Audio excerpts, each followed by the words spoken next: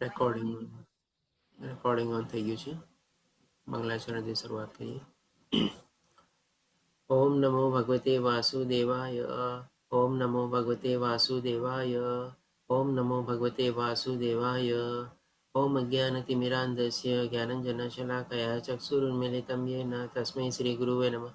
श्रीचैतन्यमनोभीष्टं स्थापितं येन भूतले स्वयं रूपं कदा मह्यं ददाति स्वपदान्तिकं. वन्देऽहं श्रीगुरो श्रीयुतपदकमलं श्रीगुरून् वैष्णवानं च श्रीरूपं साग्रजातं सहगणरघुनाथान्वितं तं सजीवं साद्वैतं सावधूतं परिजनसहितं श्रीकृष्णचैतन्यदेवं श्रीराधाकृष्णपादान् सहगणललिता श्रीविशाखान्विताश्च. हे कृष्ण करुणा सिंधु दीनबंधु जगतपते गोपेश गोपिकाकांत राधाकांत नमस्तुते. तप्त कांचन गौरांगी श्री राधे वृंदावनेश्वरी वृषभानुसुते देवी प्रणमामि हरिप्रिये. वाञ्छाकल्पतरुभ्यश्च कृपा सिन्धुभ्येव च पतितानां पावनेभ्यो वैष्णवेभ्यो नमो नमः. नमो विष्णुपादाय कृष्णपृष्ठाय भूतले श्रीमते भक्तिवेदान्त स्वामिनिति नामिने.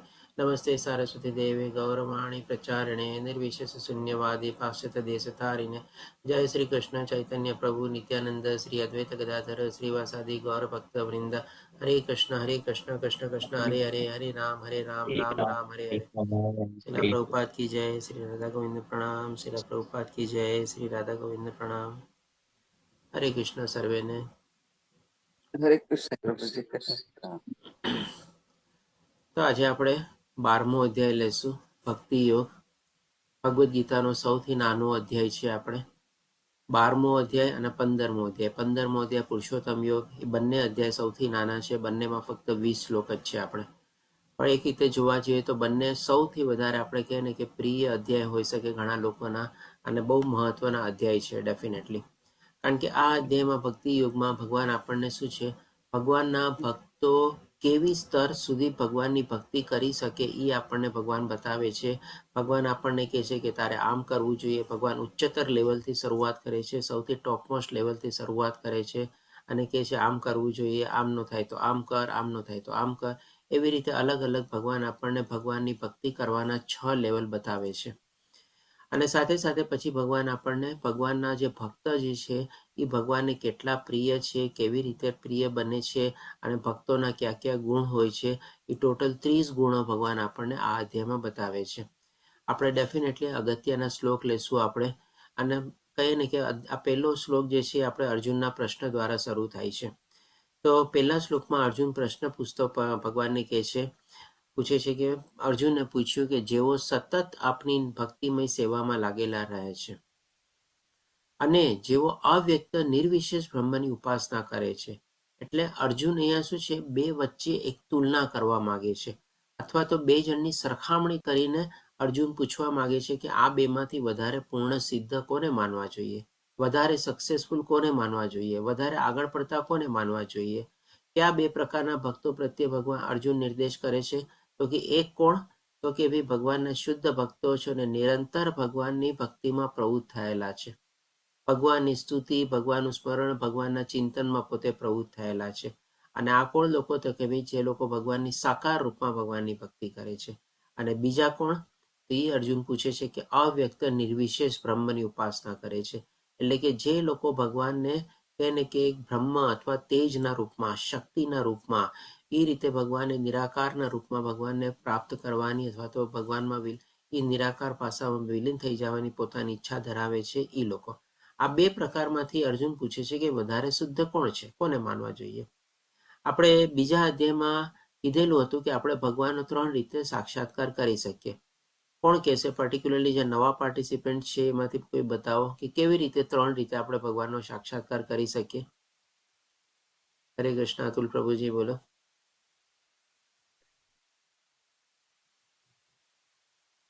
નિમિષા માતાજી બોલો. કે આ 3 રીતે આપણે ભગવાનનો સાક્ષાત્કાર કરી શકીએ, અથવા તો ભગવાનને પામવાની કોશિશ કરી શકીએ આપણે, અથવા તો ભગવાન કયા 3 રૂપમાં આપણને દર્શન કરાવી શકે. હરે કૃષ્ણ.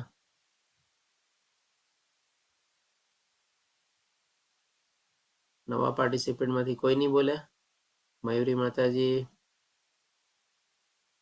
શિલ્પા માતાજી, અતુલ પ્રભુજી, મિત કૃષ્ણ પ્રભુજી પ્રભુજી. જી ઉર્વી માતાજી બોલો. હરે કૃષ્ણ પ્રભુજી.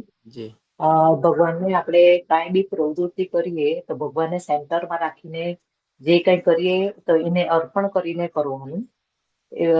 ધારો કે આપણે રસોઈ બનાવીએ તો આપણા માટે નહીં બનાવવાની, ભગવાનને સેન્ટરમાં રાખીને એના માટે પ્રસાદ તરીકે આપણે પછી ખાવાનું. પછી આપણે ફરવા જઈએ તો યાત્રામાં જવાનું, એટલે ભગવાનના દર્શન કરવાના અને એ રીતે કરવાનું બધું.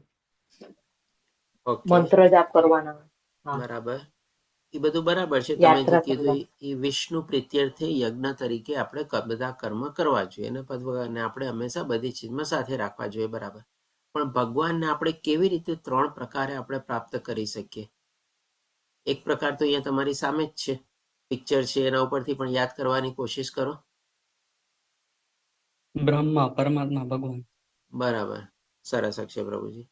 એ બી એક બ્રહ્મ એટલે કે ભગવાન નિરાકારના રૂપમાં, ભગવાન શક્તિ છે, ઉર્જા છે, પ્રકાશ છે, એ રીતે એમાં વિલીન થવાની કોશિશમાં. અને બીજું ભગવાનને આપણી હૃદયમાં જ રહેલા છે પરમાત્મા, તો જ્ઞાન દ્વારા આપણે ભગવાનને આપણી અંદર જ ખોજવાની આપણે એની સાધના અને તપસ્યા દ્વારા આપણે કોશિશ કરીએ.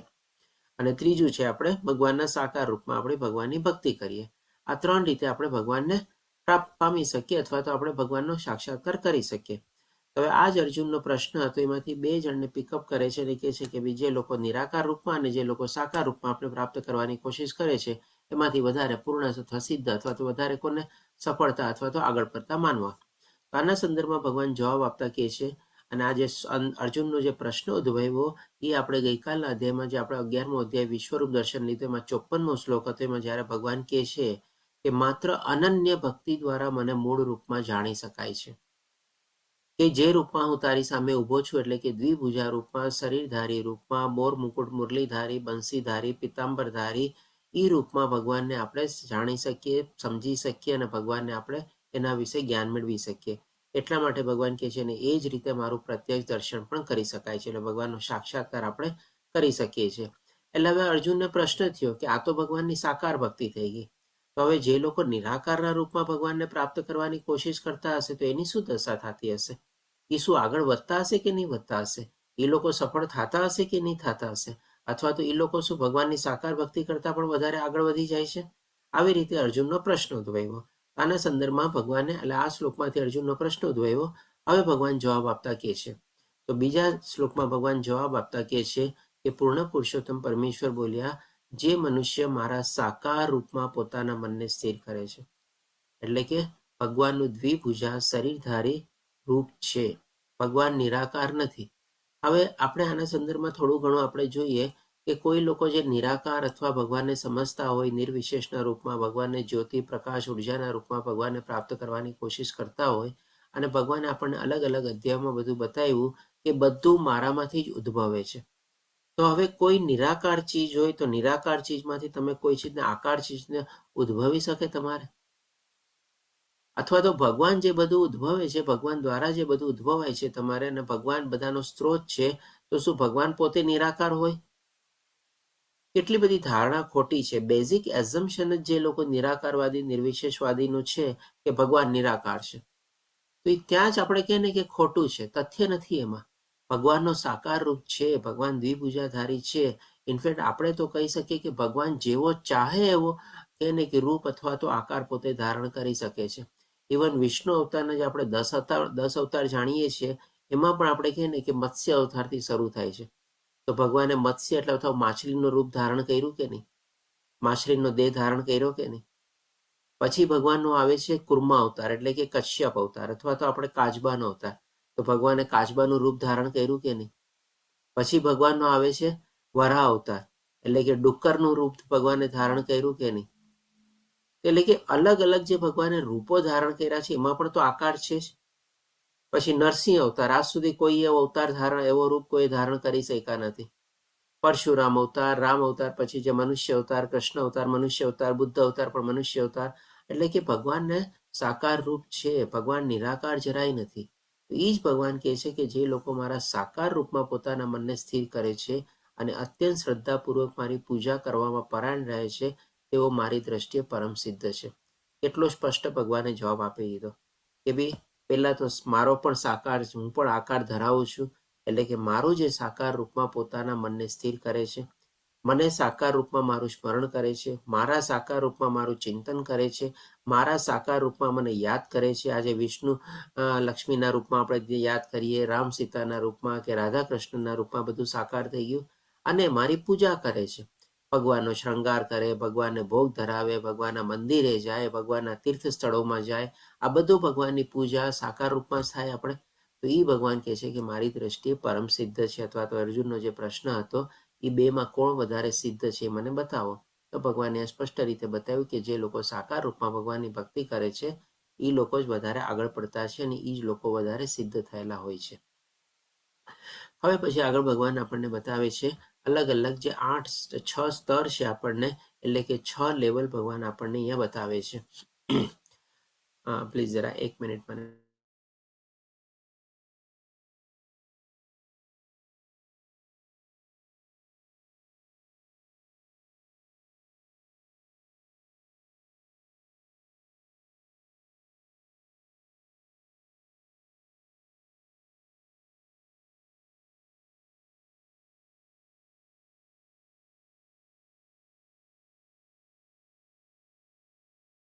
Hare Krishna, Hare Krishna, Krishna Krishna, Hare Hare, Hare Rama, Hare Rama, Rama Rama, Hare Hare. Hare Krishna, Hare Krishna, Krishna Krishna, Hare Hare, Hare Rama, Hare Rama, Rama Rama, Hare Hare. Hare Krishna, Hare Krishna, Krishna Krishna, Hare Hare, Hare Rama, Hare Rama, Rama Rama, Hare Hare. Hare Krishna, Hare Krishna, Krishna Krishna, Hare Hare, Hare Rama, Hare Rama, Rama Rama, Hare Hare. Hare Krishna, Prabhu. હરે કૃષ્ણ. ધન્યવાદ કીર્તિમાં પ્રભુજી. તો હવે ભગવાન આપણને 8 થી લઈને 12મા શ્લોકમાં ભગવાનની ભક્તિ કરવાના અલગ અલગ 6 લેવલ આપણને બતાવશે. અને એમાં ભગવાન શરૂ કરશે સૌથી ઉચ્ચતર અથવા તો જે સૌથી સર્વોપરી સર્વોત્તમ લેવલ છે ભગવાનની શુદ્ધ ભક્તિમાં પ્રવૃત્ત થવાનું. એના સંદર્ભમાં ભગવાન આપણને અનન્ય ભક્તિથી શરૂઆત કરશે. 8મા શ્લોકમાં ભગવાન આપણને કહે છે પૂર્ણ પુરુષોત્તમ પરમેશ્વર એવા મારામાં તારા ચિત્તને સ્થિર કર. એટલે કે ભગવાન શ્રી કૃષ્ણમાં આપણે ધ્યાન પરોવવાનું છે અને મારામાં જ તારી સમગ્ર બુદ્ધિને પરોવી દે, કોઈ જાતના તર્ક વિતર્ક વગર. ભગવાને આમ કેમ કર્યું, ભગવાને એમ કેમ કર્યું, હું ભગવાનની ભક્તિ કરું છું, મારી સાથે આમ કામ થયું, ઓલો ભક્તિ નથી કરતો, ઓલાની સાથે કેમ આમ થયું.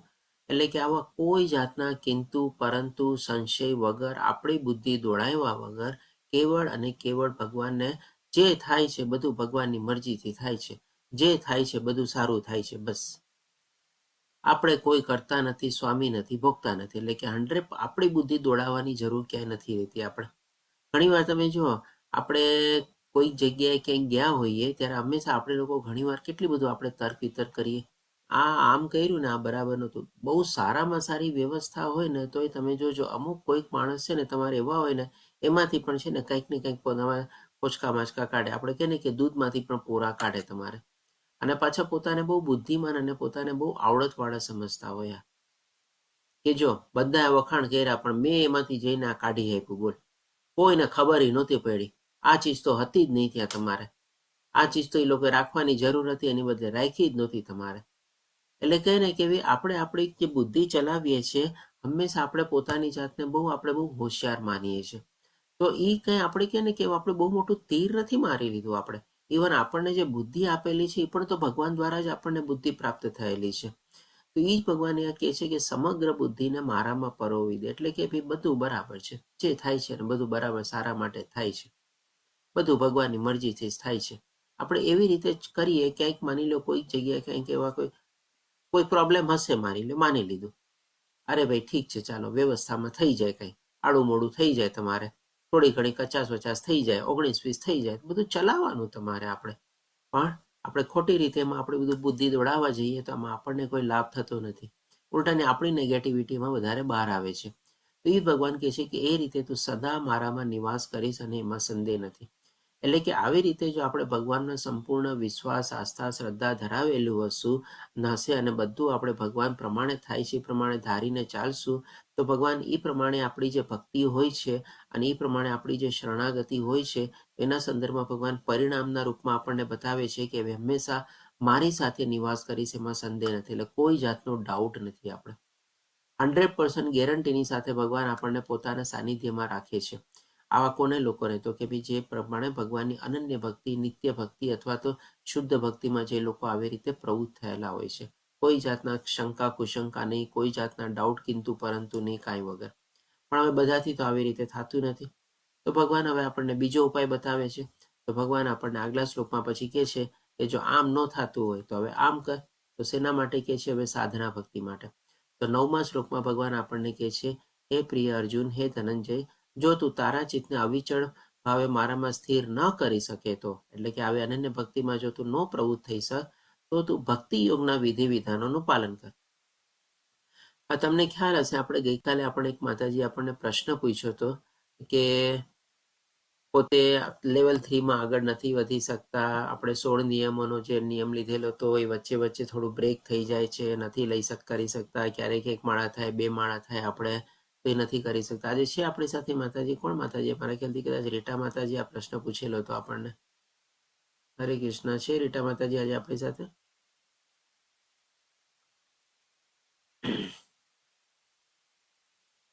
કદાચ નથી લાગતા આજે. ઓકે, તો આના સંદર્ભમાં આપણે ગઈકાલે પણ ચર્ચા કરી હતી કે જો આપણે સાધના ચાર્ટ ભરવાનો, એક આપણે જે સંકલ્પ લીધેલો હોય, આપણે જે ડિસિપ્લિન, એટલે કે ભાઈ શિસ્તબદ્ધતાના હિસાબે આપણે ડેલી ફોલો કરવાની.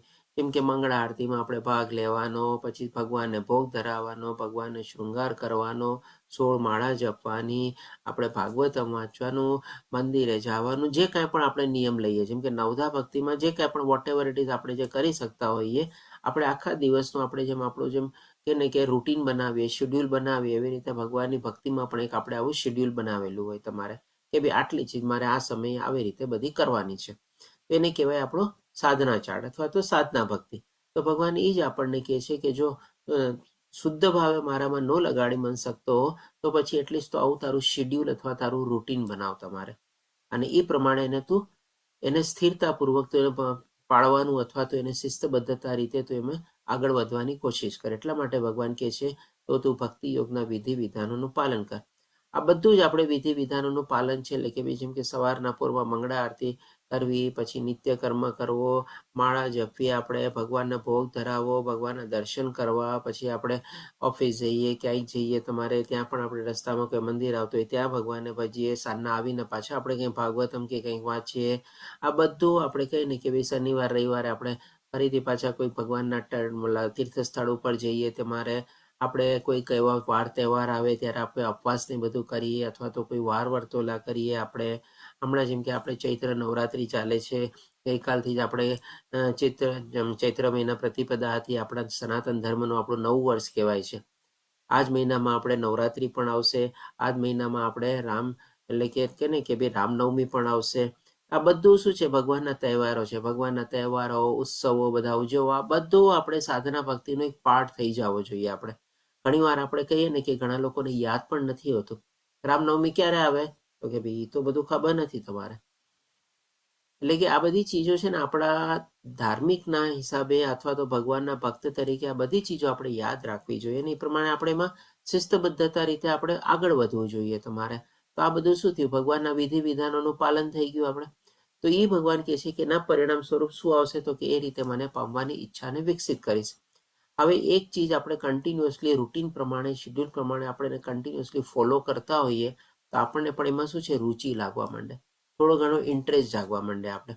એટલા માટે ભગવાન કહે છે કે ભાઈ તારી ઈચ્છા જે છે મને પામવાની આસ્તે આસ્તે વિકસિત થશે અથવા તો ડેવલપ થશે. આપણે પહેલા શું આપણે ઘણીવાર પરાણે કરતા હોઈએ, માની લો કોઈકે કીધું એટલે આપણે ચાલો શરૂ કરી દીધું.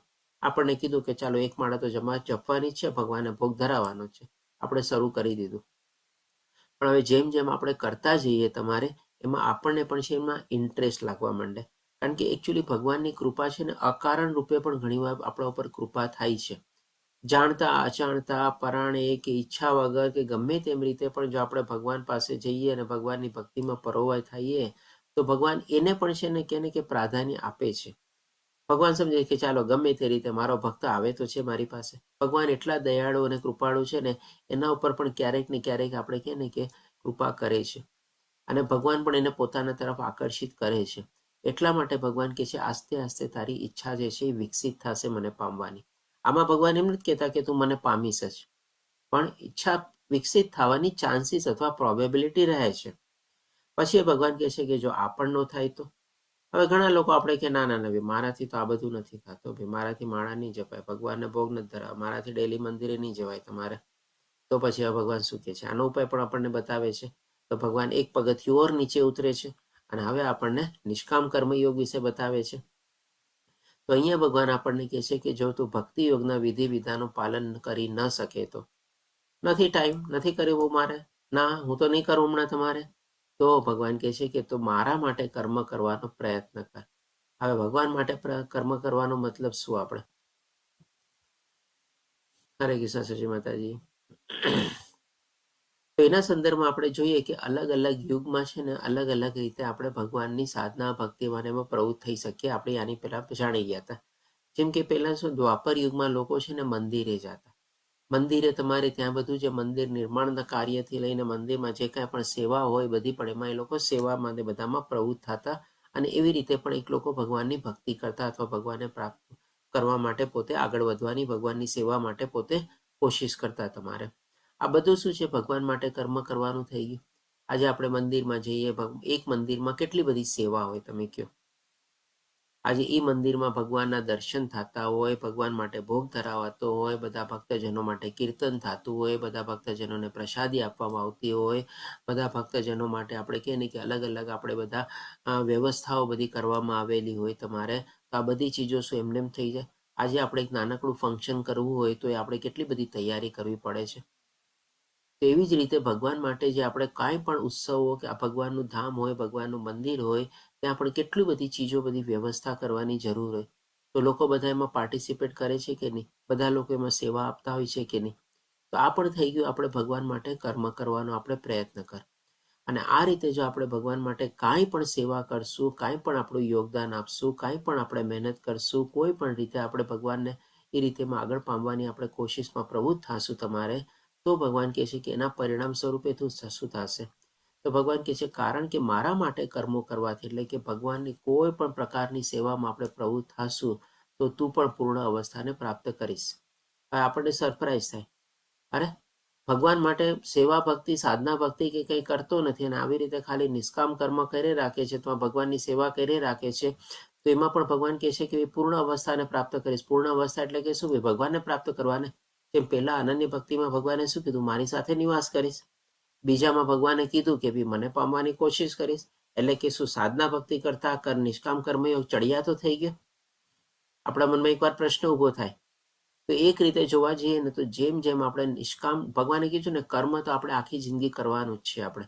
હવે કર્મ જો આપણે નિષ્કામ ભાવે કર્મ કરતા હોઈએ તો પછી એમાં ભક્તિ ન ઉમેરવાનું કારણ અથવા તો આપણામાં ભગવાન પ્રત્યે ભક્તિ કરવાની આપણી ભાવના ન ઉદ્ભવે અને ઈચ્છા ન આગળ વધે એવું બની ન શકે ને ન શકે. તમારે કહી શકીએ આપણે નિષ્કામ ભાવે કર્મ કરતા રહીએ તો એક ને એક દિવસે આપણે ભક્તિમાં થોડા ઘણા પ્રવૃત્ત થવાના જ છીએ આપણે. અને એ જો આપણે નિષ્કામ કર્મયોગની સાથે આપણી ભગવાનને સાથે ભક્તિ પ્રવૃત્ત થઈ ગઈ અથવા તો જેમ સોનામાં સુગંધ મળે એવી રીતે બંને ચીજ આપણી મળી ગઈ તમારે, તો ભગવાન કહે છે કે પૂર્ણ અવસ્થાને પ્રાપ્ત થાય. હવે આના સંદર્ભમાં આપણે જો થોડું ઘણું આપણે સમજીએ કે ભાઈ ભગવાનના માટે આપણે કેવી રીતે કર્મ કરી શકીએ. તો આજે જસ્ટ આપણે એક નાનો બધો એક્ઝામ્પલ લઈએ તમારે. જેમ કે આપણા ઇસ્કોનમાં શું છે, ઘણી બધી સેવાઓ હોય છે મંદિરમાં.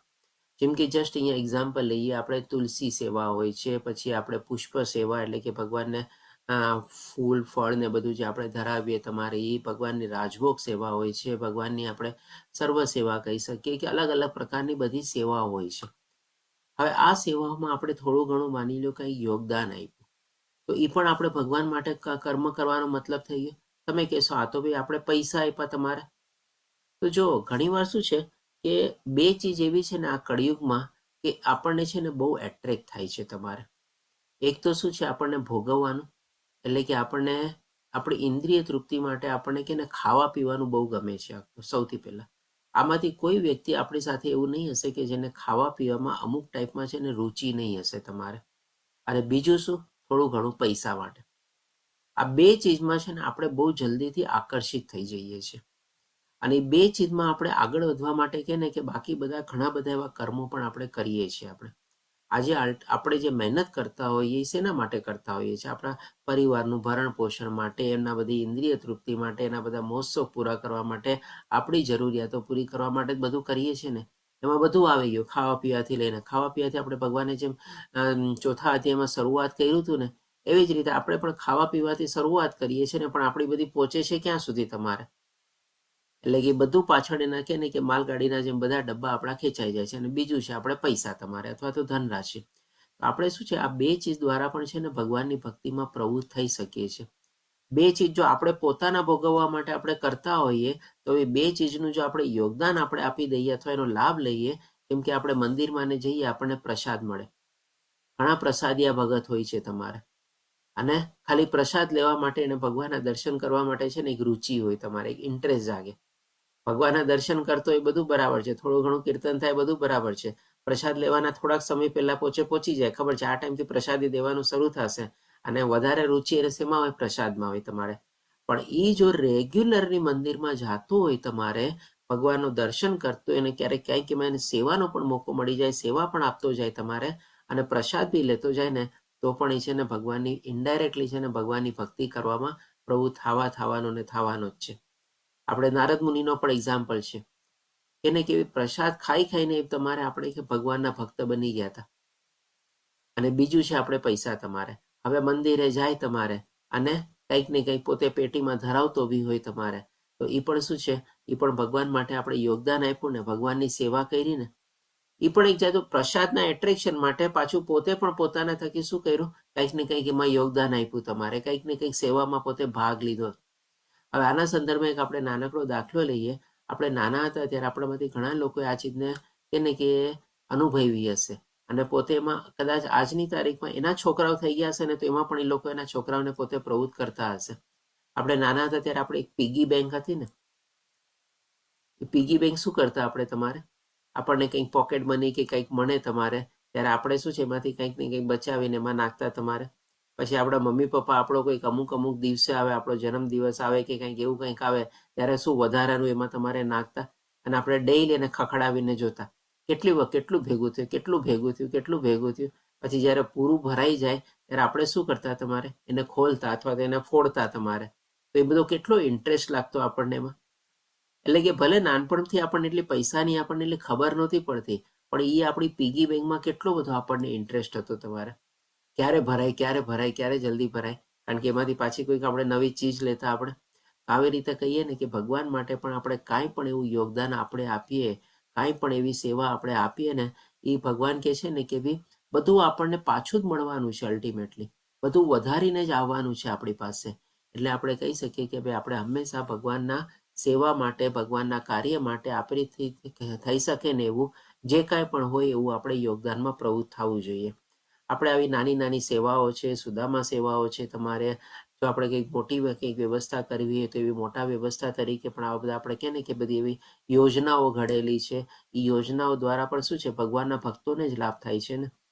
ભગવાનના ભક્તો માટે જ એવું કોઈ રહેઠાણ અથવા વ્યવસ્થા બનાવવામાં આવે છે, જેમાં કરીને લોકો જ્યારે જાય ત્યારે એને રોકાવા મળે છે, અલગ અલગ મેમ્બરશીપની બધાની વ્યવસ્થા બનાવીને. તો આ રીતે શું છે? આપણે ગમે તે રીતે કાંઈ પણ કરીને છે ને આપણે એમાં યોગદાન કરી શકીએ અને આપણે એનો લાભ લઈ શકીએ. એટલે કહેવાનો તાત્પર્ય એ છે કે ભાઈ પૈસા અને ભોજન બે ચીજ છે ને આપણને બહુ આકર્ષે છે. તો આપણે પણ એના પ્રમાણે છે ને આપણું યોગદાન પણ આપવું જોઈએ. આપણે જે કાંઈ પણ કમાતા હોઈએ એમાંથી ભગવાન પ્રત્યે આપણે કાઢવાનું, ભગવાનના નિમિત્તે આપણે કાઢવાનું. અને ભગવાન માટે જેમ કીધું ને ભગવાને કે મારા માટે કાર્ય કરતો હોય. આજે આપણે માની લો ધંધામાં બધામાં કંઈક ને કંઈક લાખો રૂપિયા કમાતા હોઈએ, નોકરી પણ આપણે માની લો 6 ફિગરવાળી આપણી નોકરી હોય, તમારે આપણે 1%, 2%, 5% જેવું કંઈક ને કંઈક આપણે એમાં યોગદાન તો આપી શકીએ ને, રેગ્યુલર સિસ્ટમેટિક વેમાં. આપણે લોકો નાનું ઓલું એસઆઈપી કેટલું બધું કરતા હોઈએ છીએ, 100 રૂપિયાનું આપણે એસઆઈપી કરતા હોઈએ છીએ. તો આપણે કહે ને કે આ બધું સિસ્ટમેટિક ઇન્વેસ્ટમેન્ટ પ્લાન, તો આ પણ ભગવાન માટે જો આપણો એક ઇન્વેસ્ટમેન્ટ પ્લાન જ છે ને. આપણે ભગવાન માટે યોગદાન કરીએ, ભગવાનની સેવા કરીએ. આજે આપણે સુદામા સેવાની બધી પણ આપણે બહુ નાની નાની સેવાથી પણ શરૂ થાય છે, અને મોટી સેવા સુધી પણ આપણે પહોંચી શકીએ છીએ. ઘણા લોકો પાસે બહુ સારી એવી સગવડ હોય તમારે, તો આજે કહે ને કે લાખ રૂપિયાનું પણ એસઆઈપી ચલાવે છે તમારે, તો એ લોકો પણ આવી રીતે યોગદાન આપી શકે. તમારે કહેવાનો તાત્પર્ય એ છે કે ભાઈ ભગવાને જેમ કીધું ને કે મારા માટે કાર્ય કરતો હોય તો એ ભગવાન કહે છે કે ભાઈ પૂર્ણ અવસ્થાને પ્રાપ્ત કરે છે. કારણ કે એક ને એક દિવસે એ આપણને એવી સ્થિતિ ઉપર પહોંચાડશે જેમાં આપણો ઓલી પીગી બેંક હંમેશા ભરાતી હોય આસ્તે આસ્તે, અને પછી કે આપણે ફોડીએ તો કેટલું બધું આપણને મળે.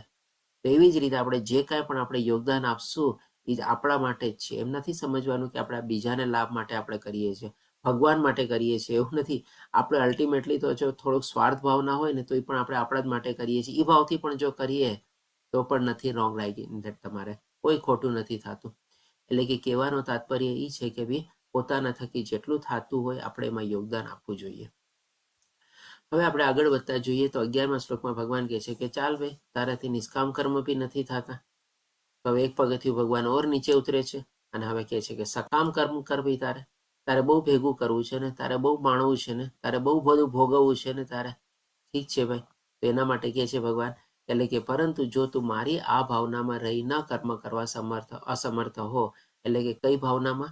તો કે ભાઈ નિષ્કામ ભાવનામાં, ભગવાન માટે કાર્ય કરવું છે એવી ભાવનામાં જો તું અસમર્થ હો તો તું પોતાના સર્વ કર્મોનો ફળોનો ત્યાગ કર. એટલે કે ભાઈ તને જે બધું ફળ મળે છે એટલીસ્ટ એમાંથી તો થોડું ઘણું ત્યાગ કરવાનું શીખ, યોગદાન આપવાનું શીખતા રહે, અને એવી રીતે કર્મ કરવાનો તથા આત્મસ્થિત થવાનો પ્રયત્ન કર. એટલે કે એવી થોડું ઘણું આપણે આધ્યાત્મિક જ્ઞાન મેળવવાની કોશિશ કર. અને જે કાંઈ પણ તને ફળ મળે છે કોના થકી મળી રહ્યું છે એવું આત્મજ્ઞાન તું પ્રાપ્ત કરવાની કોશિશ કર. કે આ બધું તારા પોતાના કર્મના હિસાબે નથી, આમાં પાછળનો પણ કોઈક તારી માટે જવાબદાર છે. તમારે એ તને આ બધું ફળ અત્યારે આપી રહ્યો છે તમારે. એવી રીતે એ બધું જ્ઞાન મેળવવાની કોશિશ કર. એને થઈ ગયું આપણે આત્મસ્થિત થવાનો પ્રયત્ન કર. અને એવા ભાવથી તારો થોડો ભોગવવાની જે વૃત્તિ છે, તારે ભેગું કરવાની વૃત્તિ છે, અથવા તો માણવાની વૃત્તિ છે, તારે પોતાનો કરતા ભાવ થોડોક છોડ અને ભોગતા ભાવ થોડો છોડ, સ્વામિત્વ ભાવ થોડો છોડ. આ બધું થઈ ગયું આપણું કર્મફળનો ત્યાગ. આપણે કે ના ભાઈ મારી પાસે જે છે ભગવાન થકી મને મળ્યું છે, હું ક્યાં કોઈ ચીજનો માલિક છું, મારામાં ક્યાં કોઈ એવી ચીજ આવડત છે કે હું કંઈ કરી શકું. તમારે આ તો ભગવાન મને નિમિત્ત બનાવે છે અને ભગવાન દ્વારા હું આગળ વધું છું. એટલે કે એવી ભાવના પણ જો લાવીએ ને તો પણ એક જાતનો આપણે કર્મફળના ત્યાગ પ્રત્યે આપણે આગળ વધીએ છીએ. જય શશી માતાજી, આપણો એન્ડ છે, શું કહે છે? હરે કૃષ્ણ. હરે કૃષ્ણ. પ્રભુજી આ ચિત્રની અંદર તો નંદ બાબા દાન કરે છે એ છે ને કૃષ્ણ ભગવાન ના જન્મ વખતે? હાજી, હા, આપણે એ જ લેવા જતા હતા. બોલો. હા બસ એ જ.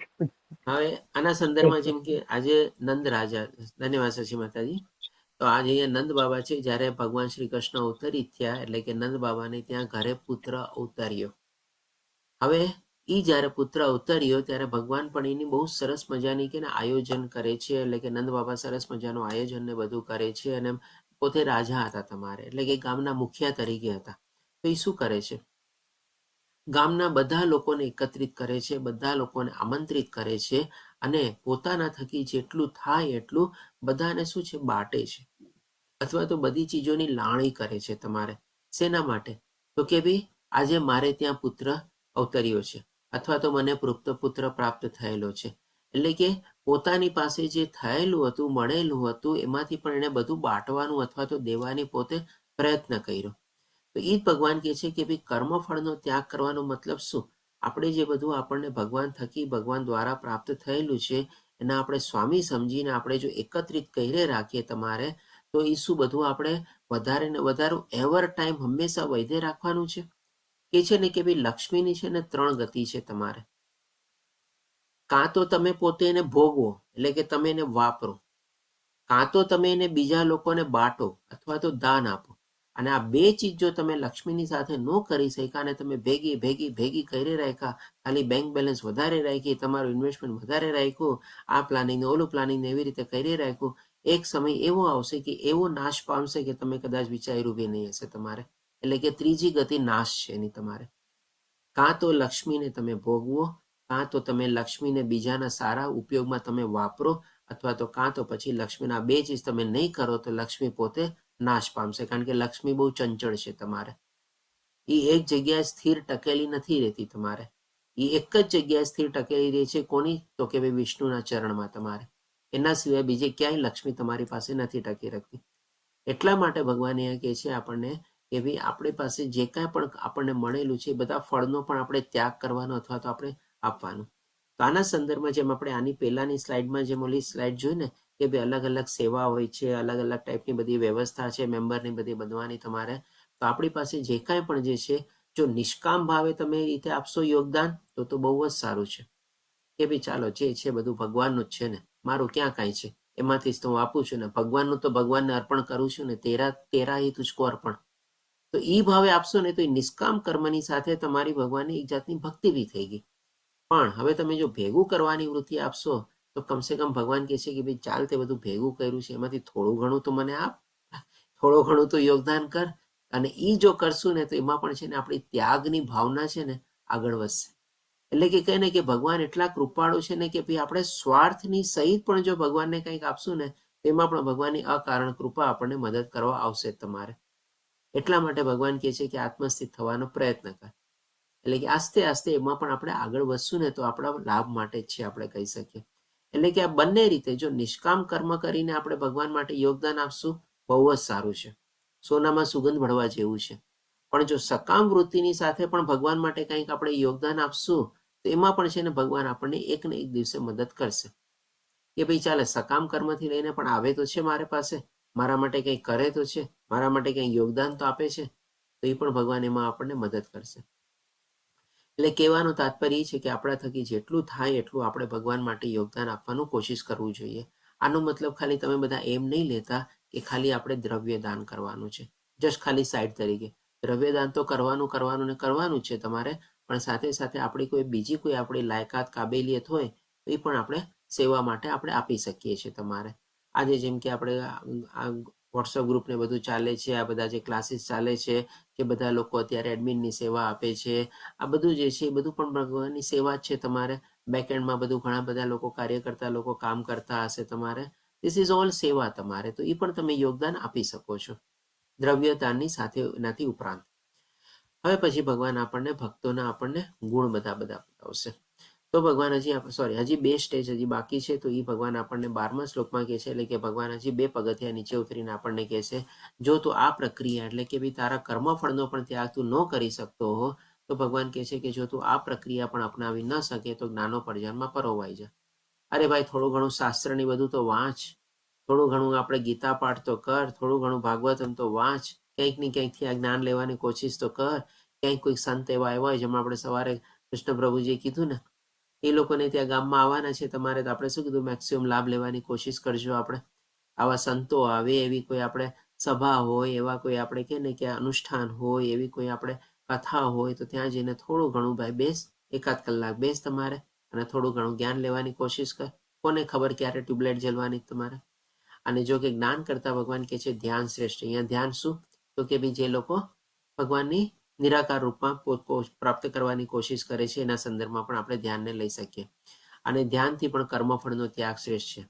અને કારણ કે આવા ત્યાગ દ્વારા મનુષ્ય મનની શાંતિ પામે છે. કારણ કે જેમ કીધું ને કે ભાઈ આપણે થોડું ઘણું જેમ કે ને કે ભાઈ સકામ વૃત્તિથી અથવા તો ભેગું કરવાની વૃત્તિથી પણ આપણે જે ભેગું કર્યું હશે, પણ જ્યારે આપણે બીજાને આપશું ને અને આપ્યા પછી જે એના મોઢા ઉપર અથવા તો એના પાસે આપણે તે ખુશી પ્રાપ્ત થશે ને, જે આશીર્વાદ પ્રાપ્ત થશે ને, એ ઘણીવાર આપણે એ જ ચીજથી છે ને એટલું નહીં માણી શકીએ તમારે. આજે દાખલા તરીકે લઈએ, આજે માની લો આપણે જીવનમાંથી કમાણીમાંથી થોડું ઘણું આપણે એવા જરૂરિયાતમંદને આપણે દાન આપ્યું. એ માની લો 2, 5 હજાર, 10,000 કે માની લો ₹1,00,000 સુધી પણ આપણે એને દાન આપ્યું તમારે. હવે આપણી પાસે શક્તિ છે તો આપણે એને આપી દીધો, અને આપણી માણવાની શક્તિ એના કરતાં 10 ગણી છે તમારે. પણ એ જે રકમ આપણે એને દાનમાં આપી હશે ને, અને એને એ જે એમાંથી પ્રાપ્ત કરશે, એને જે ખુશી થશે, એ જે આપણને આશીર્વાદ આપશે, એ આપીને આપણને જેટલો આનંદ થશે ને, કદાચ એટલા રૂપિયામાંથી એ ચીજ આપણે નહીં મેળવીને આપણને આનંદ થશે તમારે. પણ એને જે આનંદ આવ્યો હશે, એના મુખ ઉપર જે ખુશી આપણને દેખાશે ને, એનાથી આપણું મન ભરાઈ જશે તમારે. એટલે કે છે ને કે ભાઈ, દેવામાં જેટલી ખુશી થાય છે ને, એટલી પ્રાપ્ત કરવામાં ખુશી નથી આપણને થતી. આજે આપણે માની લો કે અહીંથી 10,000 રૂપિયા કે લાખ રૂપિયા કમાઈ ગયા, એમાં આપણને કદાચ ઓછી ખુશી થશે, પણ એ જે 10,000 ને લાખ રૂપિયા જે આપણે દાનમાં આપ્યો હશે, અને સામેવાળા વ્યક્તિનું જે પ્રતિક્રિયા આપણને જોવા મળશે, સામેવાળા વ્યક્તિના જે આપણને આશીર્વાદ મળશે, સામેવાળા વ્યક્તિમાં જે આંતરિક અને કેવી ખુશાલી જોવા મળશે આપણને, અને એની જે અનુભૂતિ આપણને થશે, એ આપણે 10,000 લાખ રૂપિયા કમાવાની આપણને નહીં મેળવી હશે તમારે. એટલે જ કે છે, દેવામાં આપણને વધારે ખુશી થાય છે, નહીં કે માણવામાં અથવા તો મેળવવામાં આપણે. હવે આ રીતે પછી આગળ વધતા ભગવાન આપણને જોઈએ કે 6 લેવલ બતાવ્યા. સૌથી પહેલું લેવલ અનન્ય ભક્તિ, બીજું આપણને સાધના ભક્તિ બતાવ્યું, પછી ત્રીજું આપણને નિષ્કામ કર્મયોગ, ચોથું સકામ કર્મ, અને પાંચમું ધ્યાન, અને છઠ્ઠું જ્ઞાન આપણે. એટલે કે આના સંદર્ભમાં ભગવાન જે આપણને અલગ અલગ 6 લેવલ બતાવે છે, એમાં આપણે જોઈ શકીએ છીએ કે જ્ઞાન જે છે એકદમ છેલ્લે આવે છે. એટલે કે ભાઈ, ભગવાનના ભક્ત બનવા માટે જ્ઞાનની જરૂર નથી. આજે આપણે બહુ અત્યારે માની લો ભગવદ્ ગીતા અને બધાનું જ્ઞાન મેળવવાની કોશિશ કરીએ છીએ, શ્લોકોને બધા આપણે મુખસ્થ કરી લઈએ, પઠન કરી લઈએ, આપણે સમજીએ આ ભગવદ્ ગીતા તો હવે મને આખી આવડી ગઈ છે, બધું ખબર પડી ગઈ છે. તો ભાઈ, જ્ઞાન મેળવીને તમે શું કર્યું? એ જ્ઞાન મેળવીને જો તમે ભગવાનની ભક્તિમાં પરોવાણા નહીં, તો પછી જ્ઞાન શું કામનું? આજે સર્જન હોય તમારે, અને સર્જન કે એટલું બધી ડિગ્રી ને બધું પ્રાપ્ત કર્યું ને, હવે કે હું ઓપરેશન નહીં કરું તમારે, તો ભાઈ શું કામ સર્જન બન્યો તું તારે? તારા ને ઓલા બીજા વ્યક્તિમાં ફરક શું છે? આજે એટલું જ્ઞાન પ્રાપ્ત કરીને પણ તું સર્જનના ઓપરેશન નથી કરી શકતો, અથવા કરવા માટે રેડી નથી, તો જે બીજો વ્યક્તિ અભણ છે એ પણ તો કહે છે કે ના ભાઈ, હું ઓપરેશન નહીં કરી શકું તમારે. તો તારા ને એનામાં ફરક શું થયો? તમારે કાંઈ ફરક નહીં ને. પણ એના બદલે જે પેલો નાનકડો કમ્પાઉન્ડર હોય તમારે, ને કમ્પાઉન્ડરે ક્યારેક કહે કે ભાઈ ચાલો ડૉક્ટર નથી આવ્યા અને ઇમરજન્સી છે, મેં જે થોડું ઘણું જ્ઞાન પ્રાપ્ત કર્યું છે, ચાલો હું મારા હિસાબે કોશિશ કરું છું ને તમને આ ઉપાધિમાંથી તમને બહાર કાઢી દઈશ, તમારી બેન્ડેજ કરી દે, પાટો કરી દે, તો એ વધારે સારો કે નહીં તમારે?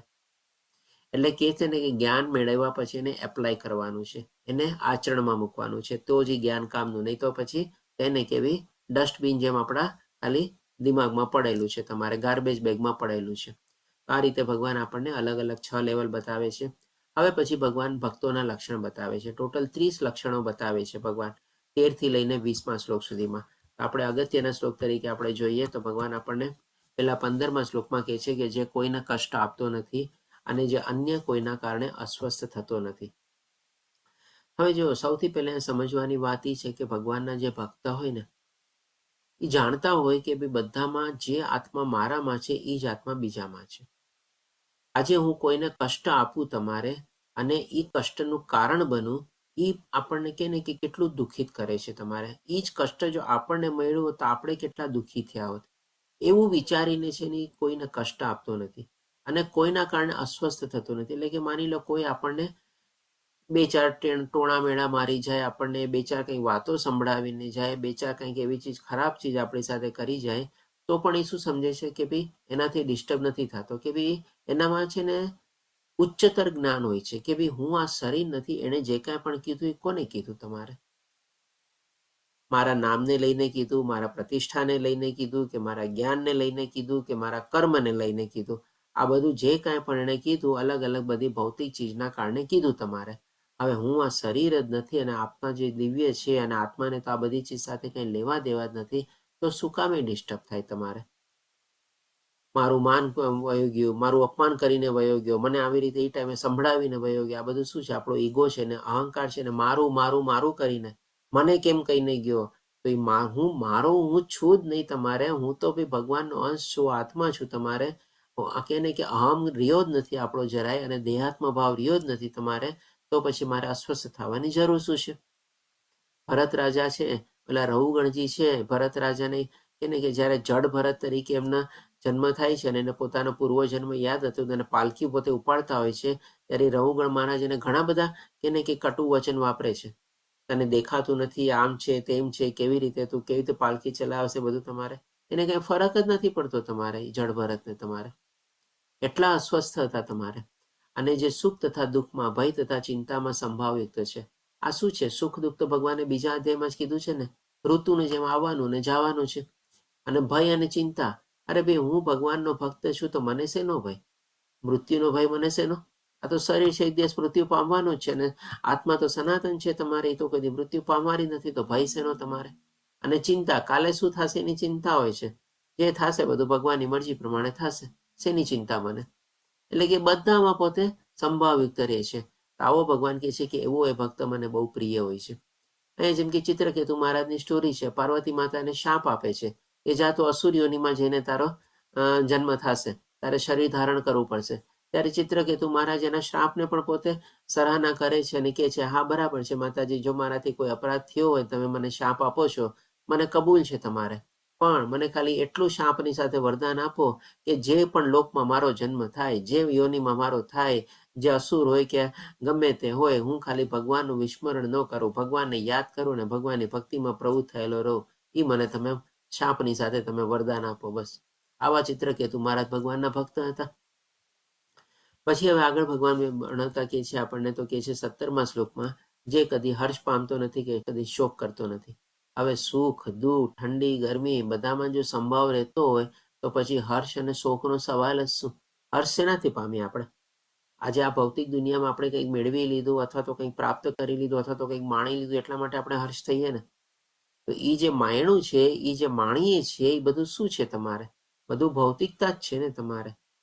જે કાંઈ પણ મળ્યું છે મને એનો સ્વામી જ નથી, તો પછી મારે શું કામે હર્ષ પામવાનું તમારે? અથવા તો જે કાંઈ પણ ભોગવી રહ્યો છું હું ભોગતા જ નથી એનો, તો પછી મારે હર્ષ શું કામ પામવાનું તમારે? અથવા તો કદી શોક પણ કરતો નથી, શેનો શોક કરું તમારે? ભાઈ મારું હતું શું તો હું એનો શોક કરું, ને વયું ગયું તો એનો શોક કરું તમારે? અને જે પશ્ચાતાપ કરતો નથી તથા કશું ઈચ્છતો નથી, મેં જે મેળવ્યું તો એને માની લો વયો ગયો, આપણે કહીએ ને કે ભાઈ હો કેટલું બધું માર્કેટમાં નુકસાન થઈ ગયું તમારે. આજે હમણાં દાખલા તરીકે લઈએ આપણે, અત્યારે જે પ્રમાણે બધી અવસ્થા ચાલી રહી છે અને ઇકોનોમિક કન્ડિશન્સ છે, આપણે માર્કેટ કેટલી બધી પડી રહી છે તમારે. આમાંથી જે લોકો તમારે માર્કેટમાં ઇન્વેસ્ટ ને બધું કરતા હશે તમારે, એ લોકોને કેટલું નુકસાન થયું હશે તમારે. આજે માની લો આ જ્ઞાન જ્યારે પ્રાપ્ત થઈ જાય ને ત્યારે પછી છે ને આ બધી સ્થિતિમાંથી પણ છે ને આપણે ઉપર આવી જઈએ તમારે. સૌથી પહેલા તો શું છે, આપણે ભેગું કરવાની વૃત્તિ આપણે વહી જાય તમારે. આજે આપણે એમાં બધી માર્કેટમાંથી ઇન્વેસ્ટ કરતા હોય, શું કામ કરતા હોય કે ભાઈ સારા મને રિટર્ન મળે, મને 10, 12, 15%, 20% રિટર્ન મળે તમારે, બધું ભેગું થાય, મારી આ પ્લાનિંગ થાય, ઓલું પ્લાનિંગ થાય, આ ગાડી લઉં, ઓલું લઉં, ઘર લઉં, રિટાયરમેન્ટ પ્લાનિંગ કરું, એના માટે બધું કરતા હોઈએ તમારે. અને જ્યારે માર્કેટ પડે ત્યારે આપણે કેટલો બધો અફસોસ કરીએ. તો કીધું ને કે ભાઈ લક્ષ્મીની 3 ગતિ છે, તમે ધાર્યું નહીં હશે, વિચાર્યું નહીં હશે, એવી રીતે પણ તમારી લક્ષ્મી એક નાશ થવાની હશે, તો નાશ થઈ ગઈ તમારે. બોલો, માર્કેટ ક્રેશ થઈ ગઈ તમારે, નુકસાન થઈ ગયું તમારે, તમે તો ભેગું કરવા ગયા હતા ને, તો થયું ભેગું તમારે? ન થયું. બસ એટલે કે આવી ટાઈપનો પણ પછી પશ્ચાતાપ કરતો નથી, ભાઈ ચાલો જે થવું હશે થશે, બીજું શું. આપણે બધી ફ્યુચરની ચિંતા કરીને બધું કરીએ છીએ, પણ હવે તો ભગવાનની મરજી પ્રમાણે જે થવાનું છે થવાનું જ હશે. ત્યારે આ બધું ક્યારે થાય? જો કે આવું બધું જ્ઞાન પ્રાપ્ત કર્યું હોય ત્યારે જ ને, તો જ પછી આપણને કોઈ ચીજનો પશ્ચાતાપ ન રહે અને કશું ઈચ્છતો બી નથી કે ભાઈ શેનો માટે મારે ઈચ્છું તમારે? શું ચીજ મેળવવાની ઈચ્છા? જે કાંઈ પણ હું ઈચ્છા કરું છું એ બધી ભૌતિક ઈચ્છા જ કરું છું ને તમારે. અને બધું મેળવીને મને શું ભોગવવાનો મને અધિકાર છે તમારે? અને હું માની લો સ્વામી થઈ બી જાઉં તો શું મારી સાથે લઈ જવાનું છું તમારે? તો પછી હવે શું કામે મારી ઈચ્છા બી રાખવાની તમારે? અને જે શુભ તથા અશુભ બંને વસ્તુનો પરિત્યાગ કરે છે. શુભ અને અશુભ છે શું તમારે? આપણે બધું તો સરખું છે. આપણે માની લીધું કે ભગવાન જે કરે બધું બરાબર કરે છે, ભગવાનની મરજી પ્રમાણે થાય છે ને ભગવાન તો બધાના હિતેચ્છુ જ છે તમારે. તો પછી એવા શુભ અને અશુભ આવ્યું શું આપણે? તો ભગવાન કહે છે કે તે ભક્ત મને અત્યંત પ્રિય હોય છે.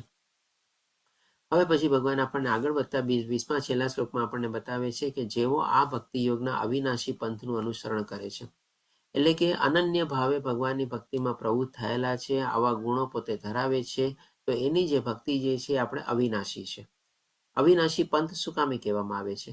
કારણ કે ભગવાનની ભક્તિમાં આપણે એકવાર જ્યારે આપણે પ્રવૃત્ત થઈએ અને થોડી સી પણ પ્રગતિ કરીએ તો એનો ક્યારેય નાશ થવાનો નથી. આ ચીજ ભગવાને આપણને બીજા અધ્યાયમાં કીધી અને 9મા અધ્યાયમાં પણ કીધી. બીજા અધ્યાયમાં ભગવાને કીધી કે આમાં થોડી સી પ્રગતિ પણ તને સૌથી મોટા ભય અને ચિંતામાંથી ઉગાડશે. અને આમાં કોઈ ચીજનો ઘટાડો નથી અને કોઈ ચીજનો આપણે કહે ને કે ઘસારો પણ નથી, ડેપ્રિસિએશન પણ નથી ને કંઈ આપણે ઘટાડો પણ નથી તમારે.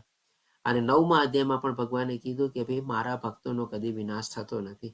એટલા માટે આ ભક્તિના પંથને આપણે અવિનાશી કહેવામાં આવે છે કે આ મનુષ્ય જન્મમાં તમે થોડી સી પણ જો ભગવાનની ભક્તિ કરી લીધી ને એ પણ તમારા ભગવાનને પ્રાપ્ત કરવાના લક્ષ્યમાં તમને જન્મો જન્મ સુધી તમને આગળ પહોંચાડશે. ભલે તમે અલગ અલગ જન્મમાં અલગ અલગ યોનિમાંથી પસાર થતા જશો, જેમ ભરત રાજાની ભક્તિ પણ એળે ન ગઈ તમારે. ભલે હિરણનું શરીર પ્રાપ્ત કર્યું, ફરીથી પાછું જળ ભરતનું પણ એને શરીર મળ્યું, મનુષ્ય શરીર, અને એમાં પણ એને પોતે વિસ્મૃતિ ન થઈ અને પછી એમાં જ એમની મુક્તિ થઈ અને ભગવાનને એમણે પ્રાપ્ત કર્યા. એટલે કે આ ભક્તિ તમારે ગમે તેટલા જન્મમાંથી તમે પસાર થાવ પણ તમારી ક્યારેય ઘસાડો અથવા તો ઘટાડો એમાં થવાનો જ નથી. એટલા માટે આ ભગવાનની ભક્તિના પંથને અવિનાશી કહેવામાં આવે છે. એટલે કે આજે જ આપણે બધા નાનકડી જે પ્રગતિ કરી છે લેવલ 1માં જોડાવાની, એ પણ આપણે કહીએ ને કે બહુ સારું પગથિયું લીધેલું છે. આપણે સારી રીતે આપણે એનું આચરણ કરીએ છીએ, આપણને કોઈ જાતનું એમાં નુકસાન નથી. આજે 18 દિવસ તમે આ 18 થી 20 કલાક તમારો અમૂલ્ય સમય આપો છો, એ પણ તમે કહેશો ને ભગવાન માટે જ આપણે કાર્ય કર્યું છે આપણે. અને આમાંથી જે કાંઈ પણ જ્ઞાન મેળવીને તમે જો એનો આચરણના રૂપમાં આગળ વધશો તો એ તમારી પ્રગતિને ઓર કૂદકે ને ભૂસકે આપણે કહે ને કે બાય લિપ્સ એન્ડ બાઉન્ડ્સ તમારે આગળ વધારવાની છે. તો એ ભગવાન કહે છે અને મને જ પોતાનું સર્વોપરી ધ્યેય, એટલે કે અલ્ટિમેટલી આપણે પોતાના મનુષ્ય જીવનનું ધ્યેય શું છે તો કે ભાઈ ભગવાનના ધામને પ્રાપ્ત કરવાનું અથવા તો ભગવાનને પ્રાપ્ત કરવાના. એ ધ્યેયને આપણે લક્ષ્યમાં રહીને આપણે આગળ વધવાનું છે. માની શ્રદ્ધાપૂર્વક પૂર્ણ રીતે મારામાં પરાયણ રહે છે. જો બધું રાતોરાત નથી થવાનું, બધું એક સાથે નથી થવાનું. જેમ ગઈકાલે પણ જે માતાજીએ પ્રશ્ન કર્યો હતો, આપણે સંકલ્પ લીધા, બધું કર્યું, આગળ વધવાની કોશિશ કરી, પણ કંઈક ને કંઈક આપણે પાછળ પડ્યા અથવા તો આપણે કન્ટિન્યુ ન રાખી શક્યા. બરાબર છે, થઈ શકે, તમારે પોસિબલ નથી બધું. ભગવાનની કૃપા થશે તો જ બધું પોસિબલ થશે, પણ આપણે પ્રયત્ન તો નથી છોડવાના તમારે. તો એ જ ભગવાન કહે છે કે આ બધી ચીજ માનીને શ્રદ્ધાપૂર્વક પૂર્ણ રીતે આગળ વધે છે, તમારે પરાયણ રહે છે. એટલે કે ભાઈ એમાં પોતે ખૂચેલો છે, આપણે પોતે પ્રયત્ન છોડતો નથી.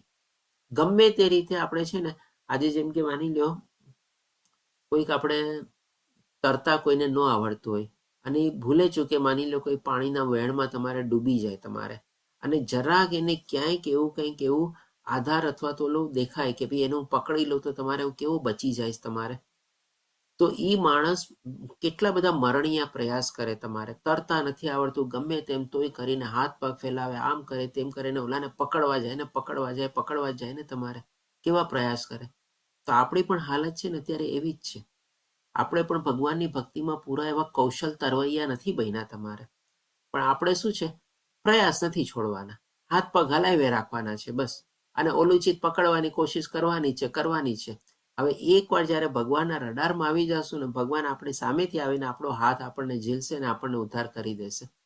પણ આપણે પ્રયત્ન જ નહીં કરીએ તમારે, એ તો બહુ દૂર છે, મને તો તરતા આવડતું નથી, હું ક્યાં સુધી પહોંચવાનો તમારે, તો પતી ગયું તમારે. ત્યારે ને ત્યારે આપણે ડૂબી જશું. અને ડૂબવાનો મતલબ એટલે કે ફરીથી જન્મ મૃત્યુ જરા વ્યાધિમાં આપણે અટકાઈ જશું. એટલા જ માટે ભગવાન કહે છે આ બધું જ્ઞાન મેળવીને શ્રદ્ધાપૂર્વક, ના એ ચીજ છે ને મને પકડશે, એ મને બચાવશે, હું પ્રયત્ન તો કરું, પરાયણ તો રહું, એમાં આગળ તો વધુ, એવી શ્રદ્ધાની સાથે આગળ વધવાનું છે કે ભગવાન એક દિવસ તો કૃપા કરશે, ભગવાન એક દિવસ મારા ઉપર દયા કરશે. એવી શ્રદ્ધા લઈને આપણે ભગવાનની શરણાગતિ લઈને આગળ વધવાનું છે. તો ભગવાન કહે છે કે તેવા ભક્તો મને અતિશય પ્રિય હોય છે. તો આ રીતે આપણો અહીંયા 12મો અધ્યાય કમ્પ્લીટ થાય છે. ભક્તિ યોગ અધ્યાય બહુ નાનો હતો, જેમ કીધું એ પ્રમાણે.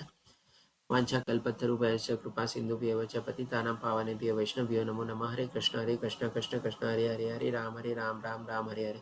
શ્રી પ્રભુપાદ કી જય. શ્રી રાધા ગોવિંદ પ્રણામ. સમય છે સારો એવો, કોઈને કોઈ પ્રશ્ન હોય તો લઈ શકીએ છીએ આપણે. હરે કૃષ્ણ. દંડવત પ્રણામ. દંડવત પ્રણામ સોમના માતાજી. હરે કૃષ્ણ પ્રભુજી.